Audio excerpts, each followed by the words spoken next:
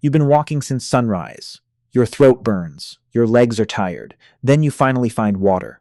You kneel beside the river. The surface is perfectly still. You lean forward. Cold water touches your lips. Then something changes. The birds stop calling. The insects go quiet. You don't know why, but your body does. Every instinct tells you to leave. You look around, nothing, no movement, no sound, no predator. So your brain makes the only mistake that matters. You lean down again. 1 second. 2 then. The river explodes. You never even see what grabs you. For millions of years, moments like this decided whether our ancestors lived or died. Today, you fill a glass from a tap and don't think twice about it.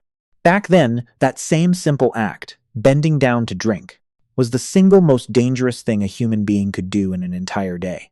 Most people believe the greatest threat to early humans was lions or giant cats or wolves. I believe that too, but the evidence tells a very different story. The animal that hunted our ancestors for over 2 million years, that shaped how we walk, how we gather, how we raise our children, is the Nile crocodile. And here's what makes it terrifying. It never disappeared. It's still here, still hunting, still killing more than 1,000 people every year. More than any other large predator on Earth. And by the end of this video, you'll understand why some of your oldest instincts, the feeling that something is watching you, the urge to stay close to other people, even that unexplained fear you get near still water, may have begun because of this one animal. That wasn't a rare attack. For millions of years, it was simply part of being human, long before cities, before farming, before history itself.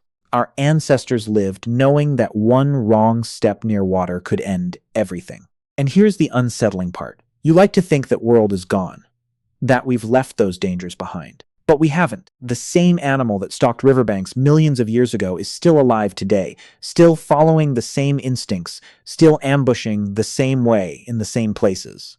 But this story isn't really about the crocodile. It's about us.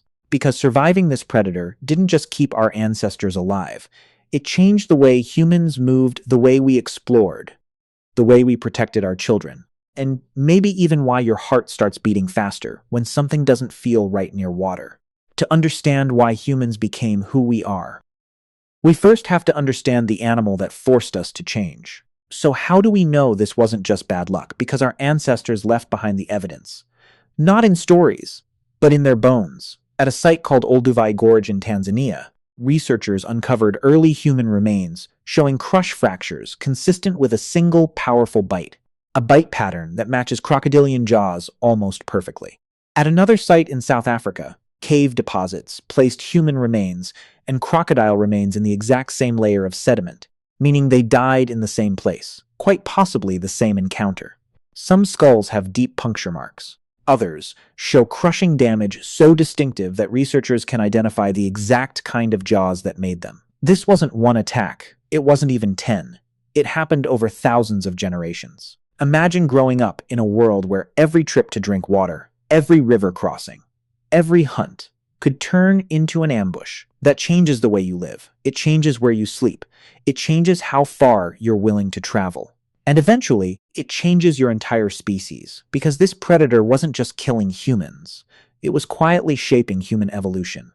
And if you didn't know any of this yet, this is just the beginning.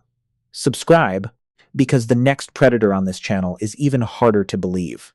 But what made the Nile crocodile so successful? Why did our ancestors struggle against it for millions of years while so many other dangerous animals never had the same impact? To answer that, we need to understand the predator itself. So what made this crocodile so deadly? It had 3 advantages almost nothing else on the landscape had. The first was patience. It could stay motionless in the water for hours, sometimes days, waiting for one single mistake. The second was silence. No roar, no warning growl. Nothing that gave its prey a single second to react. The less you knew it was there, the better its chances. The third was home field advantage. It didn't have to chase you into its territory. You walked into it yourself, every single day. Because you had no choice. You needed the water. A lion might chase you. A pack of hyenas might surround you. But this animal gave you almost no warning at all. If you realized it was there, it was often already too late. Imagine living with that uncertainty every single day. Every muddy riverbank, every quiet stretch of water, any one of them could be your last. That's why our ancestors didn't just fear this predator. They adapted to it. They became more cautious. They learned to watch each other, to warn each other, to stay together. Because one person paying attention could save everyone else. Without realizing it, the crocodile was teaching humans one of the most important survival lessons in history. Never assume you're alone. And that lesson would eventually help transform a vulnerable species into the one that would dominate the planet. You'd think the ambush was the worst part of this story. It wasn't. The worst part was what came after, because for a long, long time, humans had no answer to this predator at all. None. Not fire, not weapons, not numbers, and by every reasonable measure, that should have been the end of the story. For millions of years, our ancestors were the prey. They didn't rule the landscape. They survived it. Every journey carried risk. Every drink of water demanded caution. Every child had to be protected. But slowly, something began to change.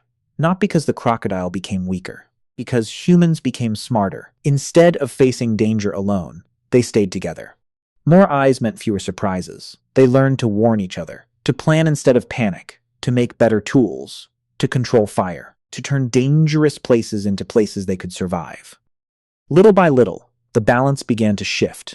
The predator that had hunted humans for millions of years started losing its greatest advantage. It could still hide. It could still ambush.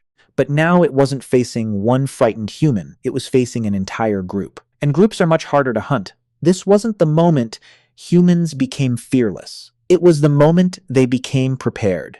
The hunted hadn't become stronger than nature. They had simply become better at understanding it. And that's one of the biggest turning points in our story. Because once humans learned how to survive one of nature's greatest hunters, they began learning how to survive them all. The Nile crocodile never disappeared. It never stopped doing what it had always done, waiting, watching. Striking when the moment was right, the only thing that changed was us. We learned to think ahead, to work together, to recognize danger before it recognized us. But even after millions of years, that ancient relationship hasn't completely ended. The crocodile is still here, still living in many of the same rivers, still claiming more lives than any other large predator on the planet. That unease you feel when water goes still, that instinct to check behind you in the dark, you've probably called that anxiety, or overthinking, or your imagination running wild. It's not. It's memory. It's the oldest, most accurate threat detector your species ever built. And it's still running right now, whether you asked it to or not. Because before humans became the world's greatest survivor, we first had to survive one of nature's greatest hunters. And chances are, you've underestimated it your entire life. So next time that feeling hits you, don't ignore it.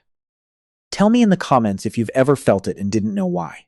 And if stories like this fascinate you, there's a lot more where this came from.